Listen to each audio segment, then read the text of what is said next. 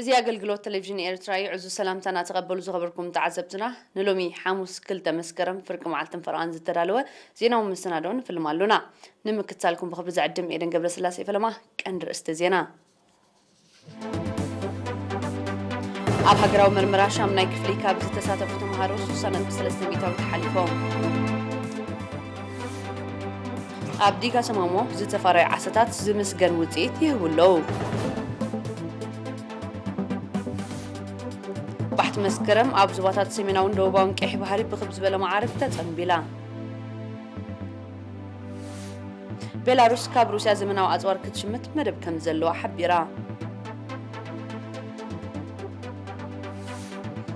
ኣሜሪካ ኣብ ምብራቓዊ ከተማ ኢየሩሳሌም ዝርከብ ቆንስላ ዳግም ክትከፍቶም ምውጣና ካብ እስራኤል ተቃውሞ ገጢምዋ መንነቶም ዘይተነፀረ ዕጡቓት ኣብ ናይጀርያ ልዕሊ 7 ተምሃሮ ከም ዝጨወዩ ተገሊጹ ዝርዝራት ዜና ሎሚ ዓመት ኣብ ሃገራዊ መርመራ ሻምናይ ክፍሊ ካብ ዝተሳተፉ ተምሃሮ ልዕሊ 50,000 ተምሃሮ 63 ሚእታዊት ሓሊፎም ካብዚኦም እተን 49 ሚእታዊት ደቂ ኣንስትዮ ምዃነን ድማ ሚኒስትሪ ትምህርቲ ኣፍሊጡ ወኪል ኤሪና ናዝሬት በይን ዘዳለወቶ ጸብጻብ ዶኒካ ፀሓየ ኣብ ሃገራዊ መርመራ ሻሙናይ ክፍሊ ዓመተ ትምህርቲ 2020-2021 ካብ ዝተሳተፉ 50,082 ተምሃሮ እቶም 30,189 ማለት 3.3 ሚእታዊት ከም ዝሓለፉ ኣብ ሚኒስትሪ ትምህርቲ ሓላፊ ኣሃዱ ሃገራዊ መርመራ ኣቶ ሃብተ ኣስፋሃን የሪና ሓቢሩ ሎሚ ዓመት ካብ 16 ክሳብ 18 ሰነ ኣብ 403 ማእከላት ኣብ ዝተኻየደ መርመራ ካብ ዝተሳተፉ ተምሃሮ መጠን ምሕላፍ ኣብ ዞባ ዓንሰባ 59.8 ሚእታዊት ኣብ ዞባ ደቡብ 55.9 ሚእታዊት ኣብ ዞባ ጋሽባርካ 51 ሚእታዊት ኣብ ዞባ ማእከል 78 ሚእታዊት ኣብ ዞባ ሰሜናዊ ቀይሕ ባሕሪ 38 ሚእታዊት ኣብ ዞባ ደቡባዊ ቀይሕ ባሕሪ 70.6 ሚእታዊት ኣብ ሓይልታት ምክልኻል ኤርትራ 66.8 ሚእታዊት ኣብ ከሰላ ሱዳን ድማ 100 ሚእታዊት ምዃኑ ኣብሪሁም ኣብ ሰንበል ተሃድሰውን ዝተፈተኑ ነይሮም ብዙሖም 7 እዮም ካብዚኦም ቶም 5 ሓሊፎም ኣብ ወፃኢ ጅዳ ርያድን ማእከላት መርመራ ነይረናና 2020 ከም ኩሉ ሃገራዊ መርመራ ዘይነበረ ኣብኡ ኣይነበረን ሎሚ ዓመት ከዓ ኣብኡ ኣይተኻየደን ኣብ ካልእ ግን ሳልሰይቲ ማእከል መርመራ ኣብ ከሰላ ቆይማ ኣላ ዝሓለፈ ዓመት 3 ድም ገለየማ ፈቲኖም ነይሮም ሎሚ ዓመት ግን ኣብ 2021 15 ተምሃሮ ፈቲኖም ካብዚኦም ከዓ ዳርጋ ኩሎም ሓሊፎም 100 ሚእታዊት ሓሊፎም ማለት እዩ ምስ ናይ ዓሚ ክነነፃፅሮ ከለና ብዙሕ ፍልልይ የብሉን ዓሚ ብ2019 59.9 ሚእታዊት ሓሊፎም ነይሮም ሎሚ ዓመት ከዓ 60 ሚእታዊት ሓሊፎም ማለት እዩ ካብ ጠቕላላ ቁፅሪ ዝሓለፉ እተን 14,720 ማለት 49 ሚእታዊት ደቂ ኣንስትዮ ምዃነን እውን ገሊጹም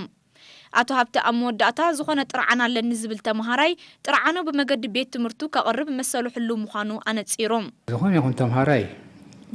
ጥርዓን ከቕርብ እዚ ውፅኢት ኣይኮነን ኢሉ ጥርዓን ከቕርብ መሰሉ እዩ ግን ከቕርብ ተራኺቡ ከዓ መምርሕታት ኣሎ በቲ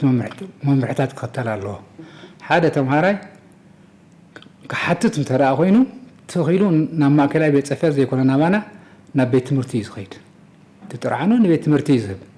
ቤት ትምህርቲ ከዓ በቲ መምርሒ መሰረት ተቐቢሉ ናብ ዞባ እዩ ዝልኦ ዞባ ጠሪፉ ናባና የምፅኦ ንሕና ኣሪምናኻ ንዞባ ከዓ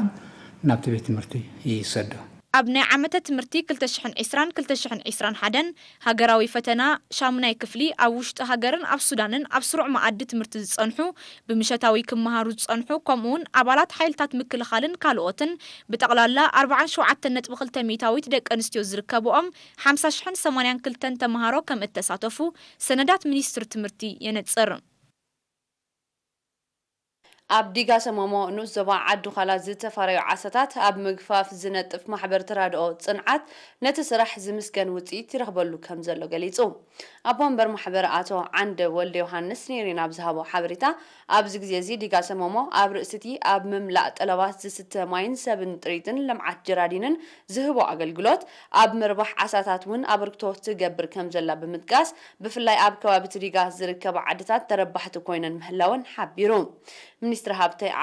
ዓሳታት ብምዝራእን ንምግፈፊ ዝውዕል ሰኪዕትን ጃልባን ብምቕራብን ተጠቀምቲ ጸጋታት ከባቢኦም ክኾኑ ከም ዝሓገዞም ዝገለጸ አቶ ዓንደ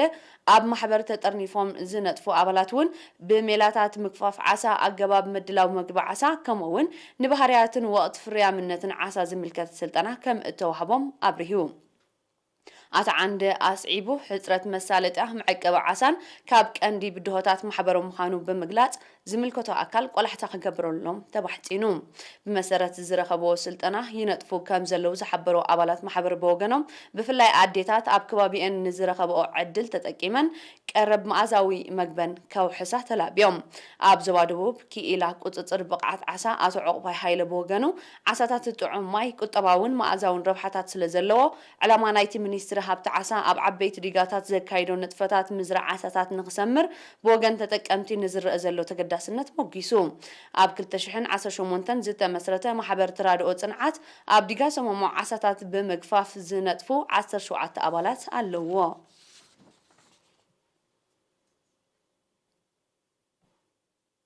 ዝኽሪ መበል 60 ዓመት ምጅማር ብረታዊ ቃልሲ ህዝቢ ኤርትራ ብ31 ነሓሰ ኣብ ዞባታት ሰሜናውን ደቡባውን ቄሕ ባሕሪ ብኽብ ዝበለ ማዕርግ ተጸንቢሉ ብደረጃ ዞባ ሰሜናዊ ቄሕ ባሕሪ ኣብ ባጽዕ ዝተኻየደ ስነ ስርዓት ጸሓፊ ህግደፍ ኣብቲ ዞባ ኣቶ ረዘነ ኣዶናይ ኣብ ዘስምዖ ቃል ባሕቲ መስከረም ህዝቢ ኤርትራ ኣብ ኣርባዓታትን ሓምሳታትን ንመሰል ርእሰ ውሳነ ዘካየዶ ሰላማውን ፖለቲካውን ቃልሲ ብኣፈሙዝ ምስ ተመለሰሉ ብረታዊ ገድሊ እቲ እንኳ ኣማራፂ ምዃኑ ተገንዚቡ ቃልሲ ዝጀመረላ ታሪኻዊት ዕለት ምዃና ገሊጹ እቲ ኣጋጣሚ ነታ ዕዝዝቲ ዕለት ብዘንጸባርቕ ስነ ጥበባዊ መሰናድኦ ደሚቑ ነይሩ ኣብ ዞባ ደቡባዊ ቄሕ ባሕሪ እውን ብተመሳሳሊ ብምኽንያት መበል 60 ዓመት ምጅማር ብረታዊ ቃልሲ ብሃማት ዝተወደበ ኣብ ምውርራስ ታሪክ ዘተኮረ መደብ ብ31 ነሓሰ ኣብ ከተማ ዓሰብ ተኻይዱ ኣብቲ መደብ ዝተፈላለዩ ሓርበኛታት ተመክሮኦም ኣብ ዝተኻየደ ፖለቲካውን ብረታውን ቃልሲ ክቱር ድሌትን ባህግን ሓፋሽ ህዝብን ናጽነት ጽንኩርነትን ክብደትን ናይቲ ቃልሲ ተሳትፎ ደቂ ኣንስትዮ ኣብ ኩሉ መዳያት ቃልሲ ከምኡውን ኣብ ቃልሲ ዝተኸስኮሰ ክብርታት ዝምልከት ሰፊሕ መብርሂ ተዋሂቡ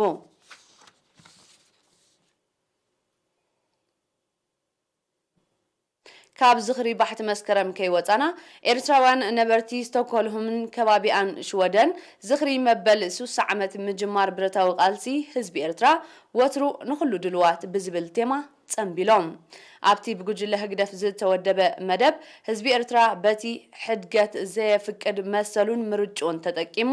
ኣብ ባሕቲ መስከረም 1961 ዝጀመሮ ብረታዊ ቃልሲ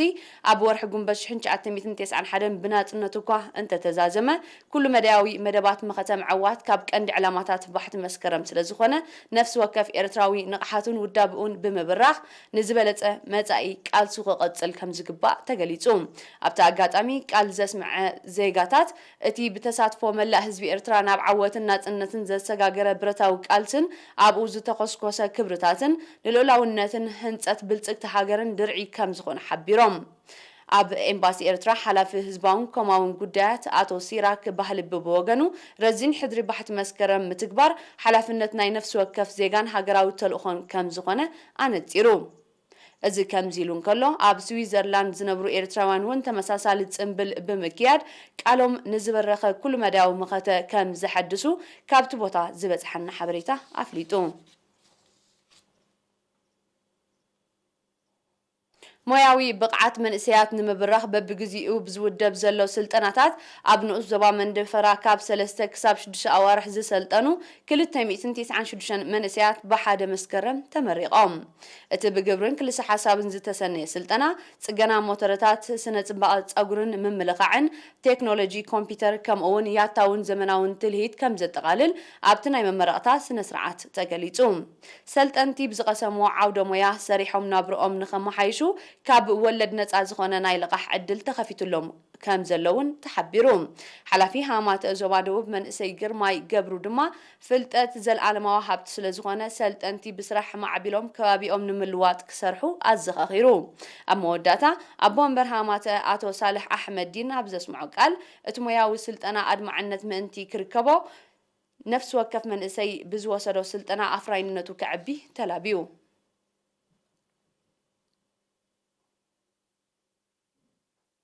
كبرات تعزبتنا زي سعب زيناتات وطايو سنة صرحو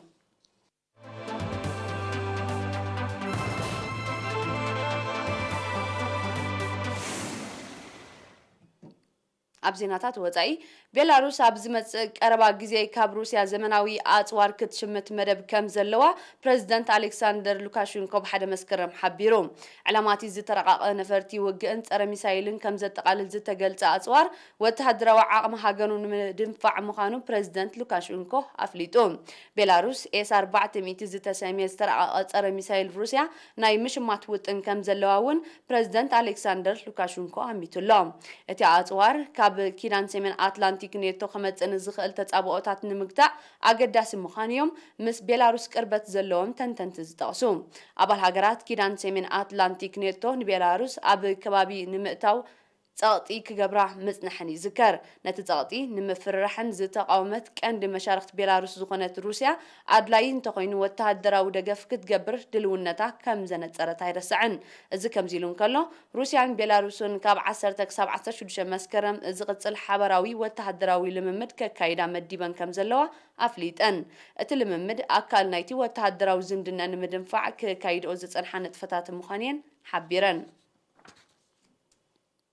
أمريكا كاب كل تشحن 19 تعطي زلو أب مبرقاوي كتما يروساليم نزركب قنصلة داقم كتكفتمو أنا كاب إسرائيل تقاومو قتيموام أب قدا إسرائيل فلسطين فتح كلتا هاجرات كم زدقف كقلت زتنحه من محدار بريزيدنت جو بايدن أب زحلف ورحقون باتيو نتي أب مبرقاوي كتما يروساليم زلو قنصلو كخفتو قليتوم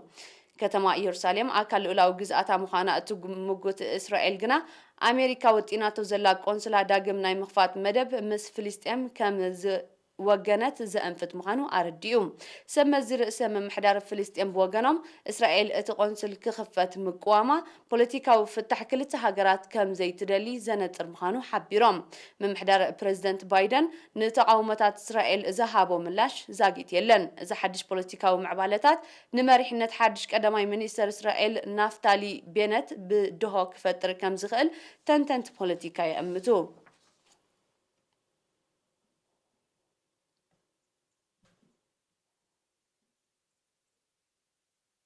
من النتوم زيتنا تزرع عطوقات أب سميناوي معرب نيجيريا كابت تركب نايكالاي درجة بيت تمرتي لعل 7 مهارو كم زج أويو تقليتهم إذا نايت مالي حدا مسكرم فتسامح حيدت معالتات دحرتي تج أويم زج أنحو 3 جوجلتات بز تخفل لهم مبادلت نتعمل كقامي زي صعب زلهم نتوم تمالي حدا مسكرم زج تج أوي تمهارو نمدحن سريحي تجميرو كم زلو سمز بوليس نيجيريا حبيرهم أب نيجيريا كابور حتى حساس كل تشن عسران العلا حدا شحت مهارو كم تجاويو مبزحتهم دما مبادل تتخفيل لهم نتأخم تلقوا تصبصبات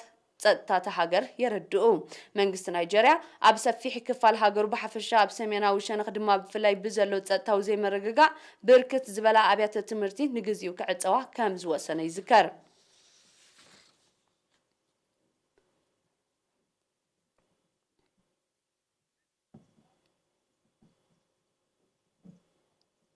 أب أمريكا بسنكي هبوبلاوي معبل إيدا لعلى 18 بليون دولار زقمت كتاباوي كسارتات كم زورده تصبصبات حبيرهم بسنك تحدقا بفلاي أب كفلة هاجر لويزيانا أب تحت قرصي بحفشة أب منبر أبايتي تكالات عنان أبيات تمرتن دما بفلاي كبير مخانو زتت قص عنوات كم زورده زحبرتهم تصبصبات مليونات سبات بزي أقلقلوت إلكتريك ماين كم زترفو أرديهم إذا كم زيلون كله تهبوبلاوي معبل بزسعابو علغلغ أب كتما نيويورك هتوصنا إوان حدقا دنقاقة تأوجو خمزلو تقليتو هبوبلاوي معبل إيدا بخفيل كهد إكوانت زي كأله نسو زسعبو حركاتات علغلغن مهمان مريتن كسارتات كورد كمز خلقنا كأمت تنحيو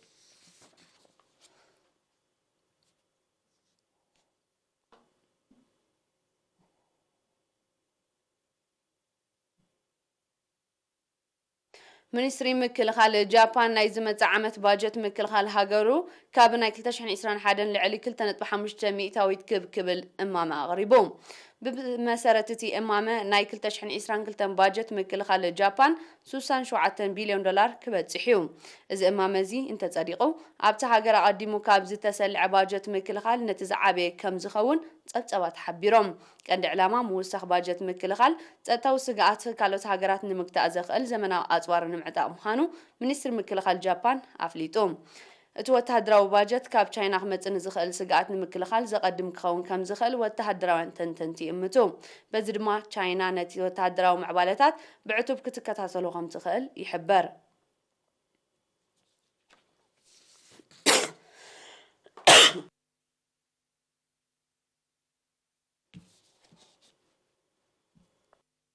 عزيز ترالو زينا مستندونا نمززام أرست زينا هندقم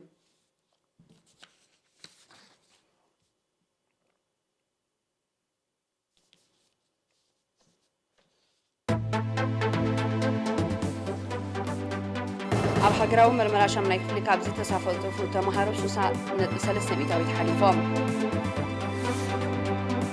ኣብ ዲጋ ሰሞሙ ዝተፈራዩ ዓሳታት ዝምስገን ውፅኢት ይብለው ባሕቲ መስከረም ኣብ ዞባታት ሰሜናውን ደቡባውን ቀይሕ ባሕሪ ብከም ዝበለ ማዕረግ ተጸንቢላ ቤላሩስ ካብ ሩስያ ዘመናዊ ኣጽዋር ክትሽምት መደብ ከም ዘለዎ ሓቢራ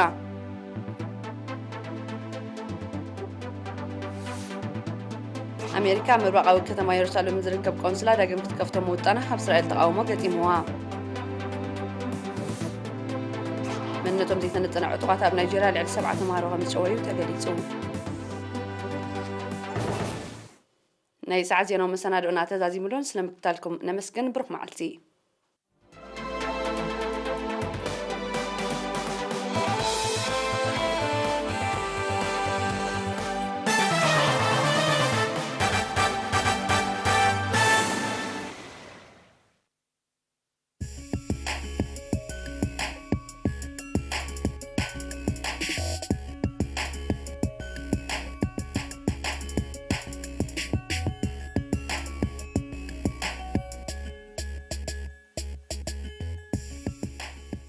سلام كبرات تعزبتي على توزينا سبورت حيزلكم قريبا لخون مكتتالكم بخبر زعدم أمير علي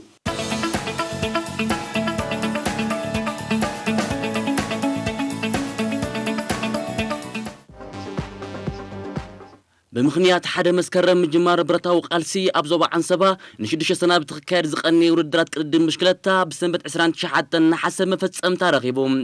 بس مسرت كاب قدامي ديفيجن إسياس مهدر فيدل صحايان موسيفو تشومن كاب قدامي كساب سالساي درجة كوينهم تعويتهم أب كلاي ديفيجن عادل حمد محارز قتسفات يونن إيفن إفريمن كاب قدامي كساب سالساي درجة بمحاز أب بوديوم ديبهم أب سالساي ديفيجن إيفن تادس سايمون كيدانن دانيال برهن كاب قدامي كساب سالساي درجة بمحاز وردراتهم فتسيمهم كاب نيدك أنستيو يوردانوس تكي قداميتي دلينا زر مريم كالأيتي صفاء شريف دما سالساي درجة بمحاز وردراتن زازيمن عوتات سرالولهم شلمات كابيل استفاليو حلفت نايتو زوبا تعديلهم أب حبرات منقستات أمريكا لوس أنجلوس مقامات هرمون فسايز تبهالت زيكا نتوردرنا معزاب وترسن بت إنا مسأت بجنزب العدك إنا تحبابرت انتقدادمتي كمزة تبابعتهم كابتي بوتا زبس حنا حبريتا يملكت باركس كبرات تعزبتي على توزينا سبورت أبدي فتم بمكتالكم دقيمة مسجن سلام